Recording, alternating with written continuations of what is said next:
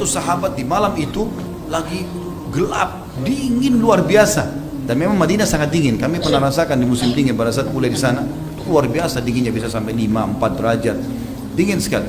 Yang jelas teman-teman sekalian, kata Nabi SAW kepada para sahabat, kan gelap nih. Nabi nggak suruh nyalain obor supaya musuh nggak tahu di mana posisi muslimin. Nabi cuma bilang, siapa yang bisa pergi nyebrang ke sebelah, ya, ke pasukan musuh dan membawakan informasi kepada saya, dan dia akan menjadi rekanku di surga. Bukan cuma masuk surga, jadi partnernya Nabi di surga. Saking dinginnya, gelapnya, takutnya orang-orang, kata Hudzaifah, tidak ada yang bicara. Nggak ada yang bicara satupun. Nabi ulangi lagi, siapa yang mendatangkan informasi dari pasukan musuh kepadaku, dia akan jadi rekanku di surga. Nggak ada yang nyaut. 3 kali nggak ada yang nyaut. Ada 2 riwayat. Riwayat pertama, Nabi SAW mengatakan, Hudzaifah berdirilah. Hudzaifah dipanggil. Riwayat kedua, Nabi SAW lalu berjalan di sekitar sahabat. Kata Hudzaifah, waktu itu saya kedinginan, tidak punya penutup badan kecuali selimut istri saya yang kecil. Saya bawa ke tempat parit yang bisa menutupi cuma sampai lutut. Betis saya sampai kaki ini dingin sekali, gitu kan? Tiba-tiba kaki Nabi SAW tersentuh di kaki saya. Lalu Nabi tanya, man, siapa ini? Kata Hudzaifah, Hudzaifah ya Rasulullah.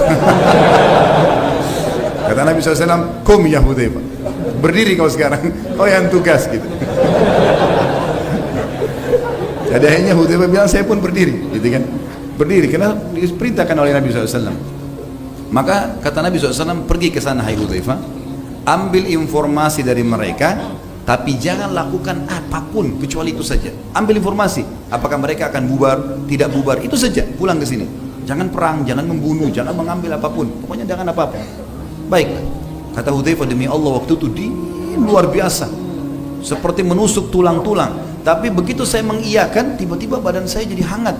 Saya seperti di dalam sebuah kotak yang panas, yang hangat gitu. Saya turun dari parit, saya naik ke atas, kemudian masuk ke pasukan musuh, gitu kan. Pada saat itu bersamaan Abu Sufyan balik dari tadi bentengnya Quraidah itu. Abu Sufyan di api unggunnya duduk, kemudian dia berkata kepada orang-orang, kumpullah hai pasukan, ya. Ada sesuatu yang penting yang saya ingin sampaikan pada malam ini, dan pastikan orang-orang di sebelah kalian kenal, gitu kan? Jangan sampai musuh nyelinap. Hudzaifah ada di situ, gitu kan? Akhirnya Hudzaifah mendengar Abu Sufyan memanggil orang-orang, gitu kan? Kata Abu Hudzaifah, saya waktu dengar suara laki-laki itu mengatakan, hai pasukan, kumpullah dan pastikan orang sebelah kalian. Saya melihat orang itu lagi menghangatkan diri di api unggun, karena dingin sekali kan. Begitu saya lihat Abu Sufyan, pimpinan orang-orang kafir nih, dia bilang, saya pun meletakkan anak panah saya di busurnya. Demi Allah kalau saya tarik mati Abu Sufyan, karena sasarannya dekat sekali dan panah ini dekat, pasti bisa membunuh. Tapi saya mengingat wasiat Nabi SAW, jangan buat apa-apa, ambil informasi pulang, ini penting. Taat pada pemimpin di kancah peperangan penting. Jangan sok jagoan, serang-serang tidak, walaupun kita punya potensi, harus izin, gitu kan. Pasukan muslimin dulu tidak berani menyerang kecuali sudah ada izin. Sampai kadang-kadang mereka karena inginnya menyerang, mereka merayu-rayu pimpinan mereka, izinkan kami menyerang. Begitu dikatakan iya, sudah langsung menyerang, gitu. Kalau enggak bisa, melanggarin, gitu kan. Bisa kalau mati tidak mati syahid nantinya. Maka kata Hudzaifah, orang-orang pada berkumpul semua, karena kan informasi penting. Tapi Abu Sufyan bilang apa tadi? Harus kenal orang yang ada di sebelah. Tanya. Jadi orang pada tanya, siapa kamu? Siapa kamu, gitu kan? Tanya, disebutkan namanya. Hudzaifah bilang, saya bingung ini. Nanti kalau saya sebut nama saya ketahuan. Maka dia bilang, saya pegang orang di tangan kanan saya tanya, siapa kamu? Disebut namanya. Saya pegang sebelah kiri, siapa kamu? Disebut namanya. Dia bilang, saya nggak ditanya.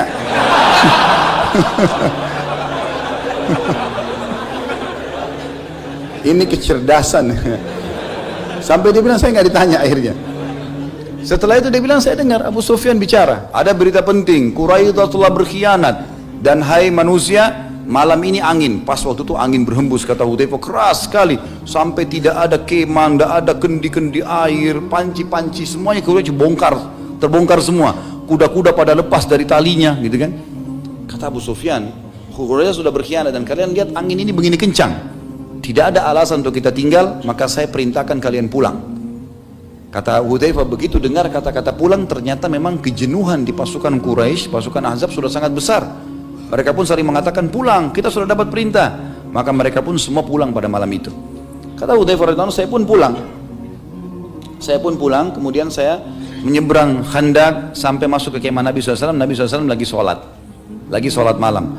Dia bilang saking dinginnya, saya begitu masuk kemah, gitu kan? Begitu masuk kemah, tadinya hangat, dingin itu kembali, hilang. Jadi tadi itu hangat cuma Allah kasih untuk mendatangi musuh saja, gitu kan? Dia bilang dingin sekali. Tiba-tiba saya menggigil. Kemudian saya duduk menjongkok, gitu ya. Dan Nabi SAW melihat saya. Lalu Nabi SAW memberikan kepadaku lagi sholat. Beliau mengambil ya kain beliau, ada jubah beliau yang tebal, lalu diberikan kepada Hudzaifah. Dan Hudzaifah bin Yaman memasukkan telapak kakinya di bawah kaki Nabi SAW. Artinya ada sejarah Nabi SAW, beliau berlindung di situ.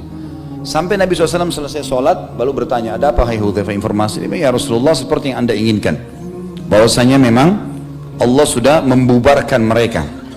Kata Nabi SAW, alhamdulillah kalau begitu. Tidurlah ya. Maka Hudzaifah pun tidur. Kata Hudzaifah, saya tidur nyenyak, gitu kan? Sampai saya tidak bangun kecuali Nabi datang dan menendang kaki saya sambil mengatakan, bangunlah wahai tukang tidur. Dan pada saat saya bangun, gitu kan, sholat subuh, kemudian saya melihat pasukan Ahzab sudah bubar.